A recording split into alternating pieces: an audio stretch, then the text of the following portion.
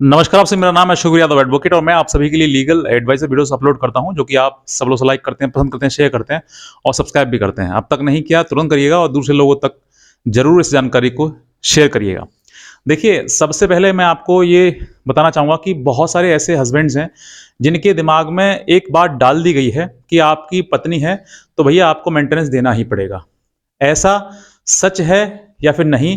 क्योंकि बहुत सारे ऐसे आपके ही वकीलों ने आपको बता दिया है कि भई पत्नी है ये तो आपको मेंटेनेंस देना पड़ेगा। आपके समाज ने आपको बता दिया, आपके घर परिवार वालों ने बता दिया है, आपके रिश्तेदारों ने बता दिया है कि भई पत्नी है तो मेंटेनेंस देना ही पड़ेगा आपके लिए। मेंटेनेंस आपको कब देना है, कैसे देना है, इस बात की जो पुष्टि है वो आपको इस वीडियो के माध्यम से हो जाएगी। क्योंकि पत्नी सबसे पहले आपको ये डिक्लेयर करना है पत्नी, क्योंकि इसी चीज़ का ज़िक्र जो है वो सेक्शन 125 सीआरपीसी यानी कि अब जो बदल के 144 बीएनएसएस हो गया है नए कानून के तहत। तो वो जो है आपको सबसे पहले ये डिफाइन करता है, क्योंकि उसमें 3 चीज़ों के लिए मेंटेनेंस की बात कही गई है। सबसे पहले आपकी पत्नी, फिर माता-पिता और फिर बच्चे। अगर आपके बच्चे माता-पिता तो हट गए, लेकिन पत्नी बात रही है, तो सबसे पहले आपको ये डिफाइन करना पड़ेगा कि आपकी पत्नी है या फिर नहीं। क्योंकि बहुत सारे ऐसे लोग हैं जिनकी पत्नी है ही नहीं और वो इस तरीके के क्या जो बोझा है वो ढो रहे हैं। तो आप ऐसी परिस्थिति में आप समझिए कि आपकी पत्नी है कि नहीं। अगर आपको जो मैं आप इसके बारे में आज मैं आपको पुष्टि बताता हूँ कि आपकी वाइफ वो है कि या फिर नहीं है। इस वीडियो के माध्यम से आपको बिल्कुल क्लियर हो जाएगा कि आपकी पत्नी है या फिर नहीं है। क्योंकि पत्नी है तो ये मेंटेनेंस है और मेंटेनेंस नहीं देना है क्योंकि वो पत्नी नहीं है। तो ऐसे में जो है आपके लिए कुछ बातों का विशेष रूप से ध्यान रखना चाहिए और अगर इन जो बातें आपको बताने जा रहा हूं मैं, उनमें से अगर एक भी कंडीशन आपके केस में लागू होती है तो फिर आपको मेंटेनेंस नहीं देना होगा। सबसे पहली सबसे पहले आपके पास अगर आपकी शादी जो हुई है वो किसी प्रकार से फ्रॉड तरीके से हुई है।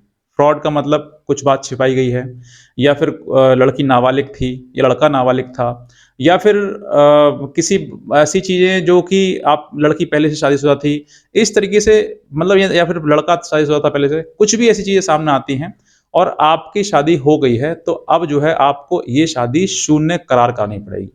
यानी कि आपको एक मुकदमा दायर करना पड़ेगा सेक्शन 12 हिंदू मैरिज एक्ट के तहत और फिर उसके बाद ये शादी शून्य होगी आपकी। तो जब ये शादी शून्य हो जाएगी उसके बाद आपको मेंटेनेंस नहीं देना पड़ेगा, यानी कि अब आपकी वो पत्नी नहीं है। ये आपको क्लियर हो जाएगा। सबसे पहली कंडीशन ये होगी। दू, दूसरी कंडीशन आपके सामने ये आती है कि आपकी वाइफ ने आपको छोड़कर किसी और के साथ शादी कर ली है और उसने आपके ऊपर मुकदमा कर दिया है, तो फिर वो पत्नी ऐसी जो है वो आपसे मेंटेनेंस लेने की हकदारी बिल्कुल नहीं है। क्योंकि उसने कहीं और शादी कर ली है और इस चीज़ को सिर्फ़ कहने से नहीं होगा, इस चीज़ को आपको प्रूफ़ करना पड़ेगा कि इसने शादी कर ली है। तो अगर वो आप ये बात साबित कर देते हैं कोर्ट में कि आपने उसने लड़की ने जो पत्नी जो आपकी शादी कहीं और कर ली है, तो फिर आपको मेंटेनेंस नहीं देना पड़ेगा इसके लिए। Condition number 2। अब कंडीशन नंबर 3 क्या है? आपकी पत्नी अच्छी पढ़ी-लिखी है, अच्छा मतलब अपने आप को मेंटेन करके रखती है और दूसरा आपके पास आपकी पत्नी ने जो है अच्छा कमाती है, वो जॉब है चाहे प्राइवेट हो या गवर्नमेंट हो। अगर आप ये चीज़ प्रूफ कर देते हैं कोर्ट में, ये देखिए इसकी सैलरी स्लिप है, ये इतना पैसा इसको मिलता है, या गवर्नमेंट है तो गवर्नमेंट तो बता ही देगा, आरटीआई में सब मिल जाएगा। तो फिर आप अगर आप ये साबित कर देते हैं कोर्ट में कि हाँ, इसकी सैलरी है और ये अच्छा कमाती है और हो सकता है कि आपसे भी ज़्यादा कमाती हो, तो ऐसी महिला को मेंटेनेंस नहीं मिलेगा।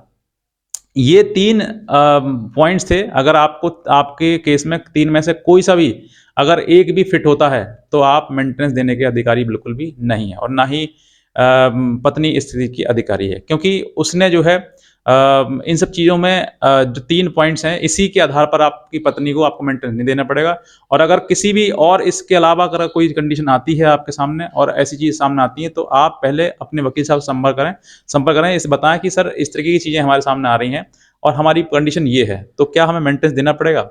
अगर फिर भी कहते हैं, तब उनको आपको समझाना है कि आपके सामने ये कंडीशन है, तो फिर आप एक्ट दिखा सकते हैं कि भई ये कंडीशन 3 कंडीशन मैंने बताई आपके लिए, इसमें फुलफिल एक हो रही है।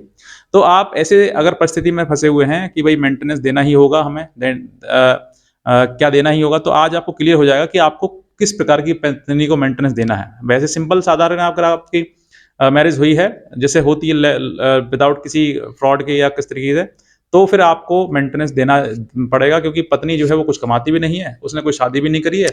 दूसरा तीसरा कि उसने कोई आपके साथ में शादी करके ना कोई फ्रॉड नहीं किया है। तो आप ऐसी शादी में जो आपको फिर मेंटेनेंस देना पड़ जाएगा। और तीसरा, अगर किसी प्रकार से आपको नहीं देना पड़ेगा तो जो कंडीशन मैंने 3 बताई आपके लिए वो अगर फुलफिल होती हैं तभी आपको देना पड़ेगा।